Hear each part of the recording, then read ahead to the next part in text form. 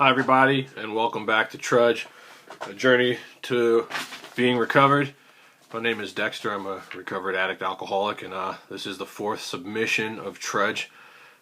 This week we are going to continue on and finish up with our headlines and points of interest, the little Cliff Notes style tool that we've been using to start the beginning of the program as we go into and decipher the big book so you can have your spiritual experience.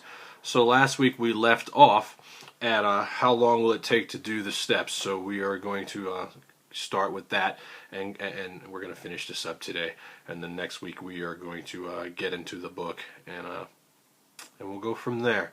So before we get started, we always start and end with our third step prayer. This is something that, I strongly suggest that you should be memorizing and learning and starting to use.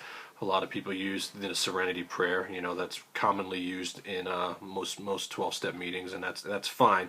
But we're going in a different direction. We're starting to, move towards a power greater than ourselves and what that power wants for us. And then the third step prayer is very specific about that, and it speaks to that. So this is on page 63. For those of us who care to join, we're going to start with that, and then we'll get into the work, okay?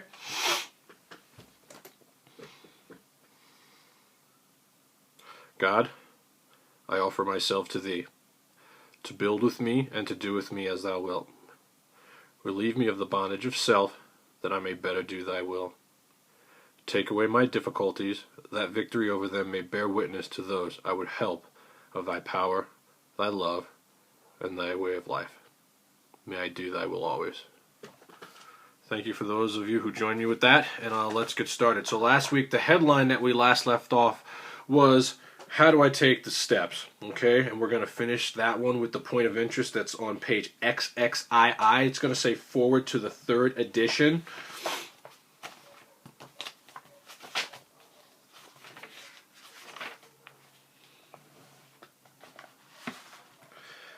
And it says, at the bottom, the very last paragraph, guys, this is going to be POI orange, and it starts off with the words, in spite of. In spite of the great increase in the size and the span of the fellowship, we're talking about at 1976 when this third edition was printed, at its core it remains simple and personal. Okay, the word core is going to be circled. Now, the big book speaks to the single-minded focus of alcoholism, but, whatever your issue might be, it's a very simple program, and that's personal why you're here. It can be removed. You need to know that. Continuing on, POI orange. Each day somewhere in the world, recovery begins when one alcoholic or drug addict or whatever it is talks with another alcoholic, sharing experience, strength, and hope. I have the words experience, strength, and hope underlined. And this is how recovery begins. This is how it began for Ebby Thatcher when he was talked to by Roland Hazard. This is how it began for Bill when he was talked to by Ebby Thatcher, when Bill and Bob went and saw Bill D. It begins by somebody sharing with somebody else that experience and solution. And I have written at the bottom of this page the core of recovery. It's sitting with another, teaching them what is in this book. That's the core. That's how you learn. To be taught. I learned how to ride a bike because I was taught. I didn't just one day get up and try to do it. I was taught, and so I'm trying to convey this to the viewer out there. This is how recovery begins, and this is how you take the steps. You get taught this. It's definitely suggested that you get a sponsor or a trusted friend who has had this experience, who's done this work, who's come before you. I talked a little bit about this last week. Having somebody that could show you how to get to this spiritual awakening is of paramount importance. Okay, so headline number 10. And again, I would definitely be writing all these headlines and points of interest down or going back and reviewing them. This is a very useful tool for new people who have never been in this book. How long will it take to do the steps? You get yourself a sponsee or someone who wants help, and they want to know how long is this going to take. The point of interest is going to be page XVII, forward to the second edition.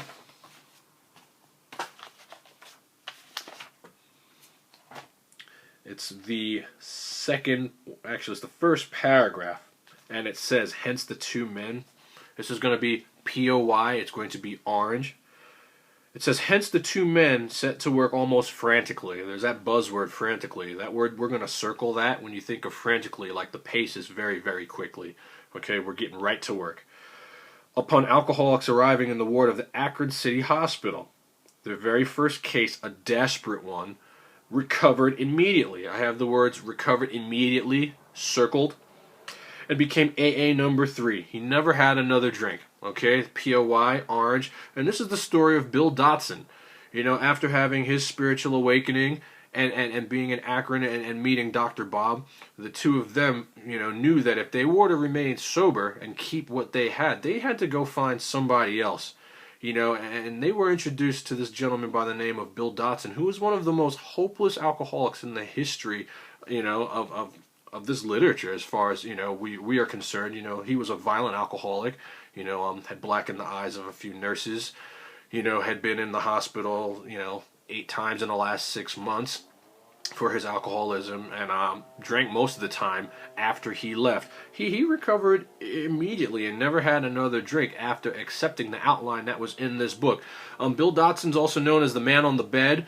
You know, in most AA rooms all over the country, there's a picture. Let's see if I could bring it up on my phone. I don't know if you guys will be able to see it, but it's very commonly known. And this is like the 12-step meeting that these gentlemen had together. This is a very common picture. You'll see this a lot of times in meetings. That's our, you know, co-founders Bill W.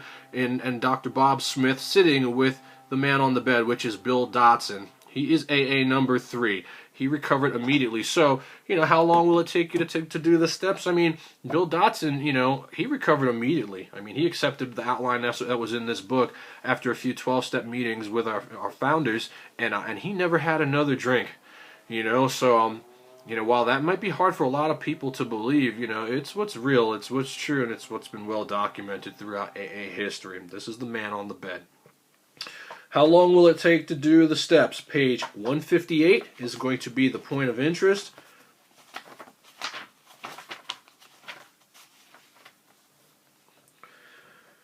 And this is going to be in the chapter called A Vision for You. This is a great, great, great chapter. It is my favorite. It is going to be the second paragraph down. It's going to be POI orange, and it says on the 3rd day, hopefully everybody sees this, on the 3rd day the lawyer gave his life to the care and direction of his Creator.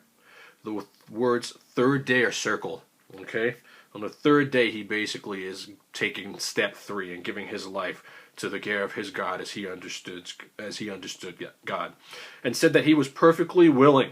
Perfectly willing means perfectly willing. You know, I'm perfectly willing to do this every single Monday, which means every single Monday, unless I tell you guys differently, this is going to be up at some point during the day. I have those 2 words circled, perfectly willing, to do anything necessary. And I have to do anything necessary underlined. Now, will I tell you folks that you need to go streaking up and down your block in order to have a spiritual experience? No, absolutely not. That's not something I had to do, but I had to be perfectly willing to do that if I wanted what I heard from my sponsor and from her sponsor and from his sponsor. If I wanted that same result, I had to be perfectly willing to do anything necessary. It goes on to say, his wife came scarcely daring to be hopeful, though she thought she saw something different about her husband already. He had begun to have a spiritual experience. The word begun is circled, and to have a spiritual experience is underlined. So how long will it take? I mean, on the 3rd day, this started to happen, you know. He had begun. Now, you know, it's a misconception that you have to have 12 steps under your belt, fully done and completed and worked, to start having a spiritual awakening, spiritual experience. That's not true. It can start happening to you long before you get to step 12. Okay, so, you know, it varies, you know, it really varies how long it will take to do the steps, but before it's to really start to assimilate and work, it really will not take that long as we are willing to go to any length. This has been my experience and the experience of thousands of recovered addicts and alcoholics throughout the history of this wonderful program. So, how long will it take to do steps is the headline, page 567. And this is on that page entitled The Spiritual Experience that I strongly suggested that you guys read last week. And at the bottom, it's going to be POI orange, and it says, this is 4 lines up, It says, what often takes place in a few months could seldom have been accomplished by years of self-discipline. POI Orange. And, that really speaks to what happened to me, being in the 12-step rooms for 11 years, and just abstaining, and using my mind, using my strong will, being mentally tough, to not drink and to not drug, and that was really just cast aside, very, very, very, quickly when this really started to assimilate and work in my life, when I started to see that I was changing, and that really, when I got serious about working this, with my sponsor, it only took a few months before I started to have my spiritual experience, so, if you're willing to, put some effort into this and go to any lengths, it really shouldn't take very long for that spiritual experience to start having a hold and start seeing the change happen to you. My process, my spiritual awakening, I don't know exactly when it happened, but I know that it was long before I finished 12 steps, and it took me a little less than a year to get through 12 steps, and I really believe that I did a really thorough and fearless job around it. Everyone is different, your sponsor will pretty much dictate the pace, the way we're going to go through Trudge, because I'm doing it weekly. It could take a lot longer, but I'm trying to really be specific and thorough by putting this online for you guys as the viewers. So don't think that this is going to be the norm. You can really get this spiritual awakening, based on really how much do you want it? How fast do you want to do the work? What do you really want to put into it? What kind of effort do you want to put forth? Headline number 11 is going to be, what about my misery? What about my misery? I'm so miserable. I don't know what to do. Page 15 is going to be the point of interest.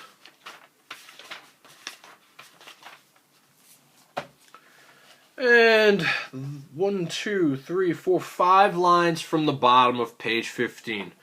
This is an important POI, point of interest, okay?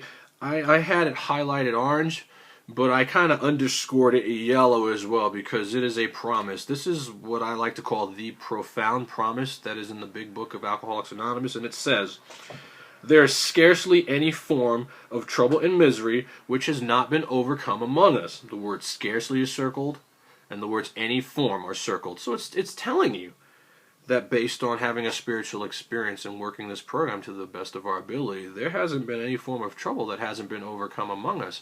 Whether it's your drinking problem, your drug problem, whatever it is. I was sick a couple months back. I wasn't sure if I was going to make it through that, and I made it through that with flying colors, sticking with God of my understanding and working this program and applying these spiritual principles in my life. I have yet to come across a problem in my life that has not been solved by me applying what I have learned from this basic text into my life. It just has not yet happened.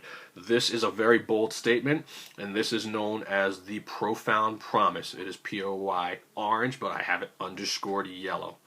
Orange for notes, yellow for promises. What about my misery? Page 25 is going to be the point of interest.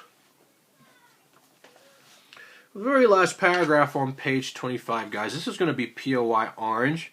And it says, if you are as seriously alcoholic as we were, we believe there is no middle-of-the-road solution. So if you were seriously as addicted as we were, whatever, the issue is, if you are as seriously the real alcoholic, the real drug addict, the real gambler, whatever it is, we believe that there is no middle-of-the-road solution. So, that really resonates with me and speaks to me, because I kind of middle-of-the-roaded this program for a lot of years. I half-measured this program for a very long time. Again, in my intro, I talked about picking and choosing the parts of this program that I wanted to work, and not doing the rest, and I still remain miserable in our 12-step rooms for a very long period of time. I didn't know true happiness that wasn't predicated on things, a car, my girlfriend, how much money I had. It says that half measures avail us nothing. The literature does not state that half measures avail us half results. They avail us nothing. And no measures, doing no work, avails us even less. So if you want to stay unhappy, if you want to just kind of stay stagnant and not grow, half measure this program and that's what you get. It's telling us that there is no middle of the road solution to this deal. You're either going to do it or you're not going to do it. You know, you're either going to follow the program the way it was intended to be followed and follow it through to the, you know, to the end, or you're not. You know, you can hem and haw like I did, pick and choose like I did, and you're going to get up, you know, that kind of program where there's going to be parts that are missing, vital parts that are missing. You know, I have there is no middle of the road solution. That's underlined. You know, we're trying to let you know that there ain't no half step in here. You know, there may be some things in life that you can kind of hem and haw and wiggle your way around and get the desired result. This is not one of them. Believe me, I have tried. You know, I was the poster child for trying to have a spiritual experience without doing the work. You know, and I suffered for a lot of years. You know, I mean, this does not work by osmosis. It works by doing the work. I can't sit next to somebody who's had a spiritual experience and have a spiritual experience. You know, it doesn't work by hooking up or any of that stuff. It happens by being willing to do the work. You know, and it wasn't until that I was willing to do the work in its entirety, the way it was laid out in our book, did I get, you know, the desired result, which is a spiritual experience, which is the God of my understanding, which will help me solve whatever problem that I have. Okay. The next point of interest is going to be on page 133.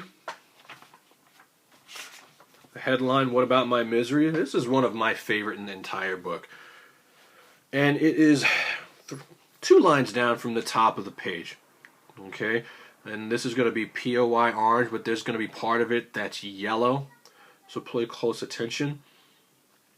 And this really speaks to me. It says, "We are sure God wants us to be happy, joyous, and free." We are sure is going to be highlighted. This is all going to be so far highlighted orange. The words "we are sure" is going to be circled. We're sure of it. You know, just like you guys are sure that every Monday I'm going to do this. You know, just like I'm sure my name is Dexter. We are sure God wants us to be happy, joyous, and free. The words "happy, joyous, and free," they're going to be highlighted yellow. Happy, joyous, and free is promised to you as a result of doing this work. Your life will not just get better. You're going to be happy. And not because of something that happened. You're just going to feel good. You're going to wake up happy for no apparent reason. You know, promised to you. Okay, the rest of the highlight is going to be orange. Follow along. "We cannot subscribe to the belief that this life is a vale of tears, though it was once just that for many of us." You know, my life was miserable, man. You know, I would cry at the drop of a hat for so many years. I did this clean and sober as well.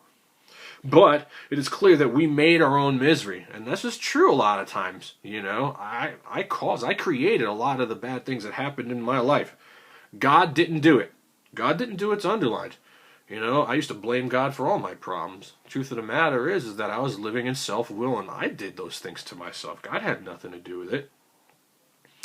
"Avoid then the deliberate manufacture of misery." Okay, that's an important statement. That's continuing on POI orange. I have the words "deliberate manufacture of misery" in parentheses. You know, I mean, what's going to cause me misery? I mean, overeating is going to cause me misery. You know, there's a good chance that if I get caught speeding, that's going to cause me misery. It might hurt my pocketbook a little bit. You know, holding on, harboring resentments, that's going to cause me misery. You know, theft, stealing, a lot of the stuff that was on my 6-step character defects list, that stuff's going to cause me misery. It says avoid these things. But if trouble comes, and believe me, trouble will come. You know, just because you have a spiritual experience doesn't mean that, you know, the world doesn't stop. You know, there's war, people get flat tires, you may get laid off, divorce, sickness. These are all realities. But if trouble comes, cheerfully capitalize. Those 2 words are circled. You know, so the book is telling you to be cheerful about this. I mean, sure, your situation may suck, but capitalize on this as an opportunity to demonstrate His omnipotence. The word omnipotence, unwielding power, for the power greater than yourself, to show you that you can get through this, no matter what it is that's going on.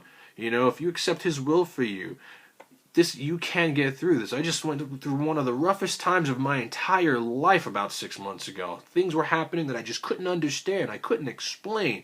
You know, and I tried to self-will these things and strong-arm my way into getting the desired result that I wanted. And it was just getting worse and worse and worse. You know, and then I let it all go. And I prayed on it. And I gave it to the God of my understanding. And the things started to get better. And today, you know, as the result of walking through, you know, and that getting through that light at the end of the tunnel and looking back, you know, my life is better today for having gone through those things. It's just what I had to go through at that time. Life's not always going to be about fuzzy bunnies and rainbows, and I'm not going to ride my unicorn, all over the place as the result of having had a spiritual awakening. Trouble will come.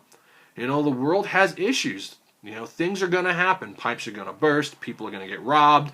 This, stuff happens. It's what we do with it when it happens. Okay? Power. God's power. Omnipotence. That's what I'm talking about here. Okay? In relation to your misery, when it comes, give it to God is basically what the book is saying. Okay? The next and final headline is I'm bored. Finding release from boredom. There's 2 points of interest. We're going to finish those 2, and then we're going to wrap it up for this short submission of Trudge. And on next week, we're going to move into the book. So the first one is on page 152. I used to get bored all the time. I don't get bored anymore. So this is going to be this is the third paragraph on page 152, everyone. It's going to be POI. It's going to be yellow. In relation to my boredom. Yes, there is a substitute and is vastly more than that. It's a fellowship in Alcoholics Anonymous. There you will find release from care, boredom, and worry. Your imagination will be fired. Life will mean something at last. Continuing on POI yellow, and this is my favorite part. The most satisfactory years of your existence lie ahead.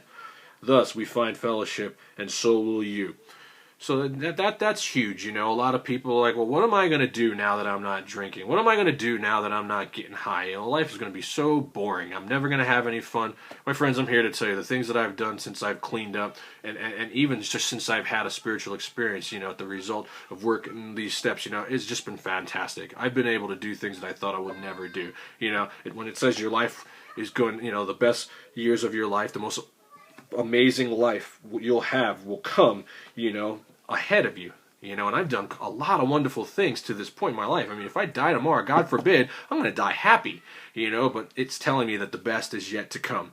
I really believe that. The Fellowship of Alcoholics Anonymous is amazing, it really is, and I'm grateful that I've gotten to the point that I understand that the fellowship and the program are 2 different things. The fellowship is not going to be able to keep me clean and sober, God keeps me clean and sober. No human power can do that, and now I get to enjoy the fellowship a little bit more because I'm not relying on someone to fix me. When I know that can't happen, there's no therapist, no detox, no treatment center who can guarantee me the relationship that I have with the power of God that is going to keep me sober, keep me recovered. You people may be able to help me today, may be able to help me tomorrow, but nothing can guarantee keeping me sober, and that's what we're looking for here. We're looking to establish a relationship with a power greater than ourselves, of our own understanding, which will fix our problem, It also says, your imagination will be fired, That way you had to think about certain things or do certain things, that's going to go away. Today my life is predicated on what I could do to help somebody else. How can I give, How can I best serve thee, praying for the happiness of others, just really abandoning that selfish and self-centered thinking that I used to have, and focusing on, living my life according to the program of altruism, just like our forefathers did. The way you think about things is going to absolutely change. It's just going to go away. You are not going to be the same person. You're almost like going to be reprogrammed. You're like going to be rebooted, reborn, recreated. All these things mean the same thing in the grand scheme of things. The psychic change, the spiritual experience, you're almost going to find out who you really are as the result of working these steps. You're going to find out about the true you. And so those are promised to you as the result of doing this work. Page 152, Finding Release from Boredom. And the very last point of interest is going to be on page 26.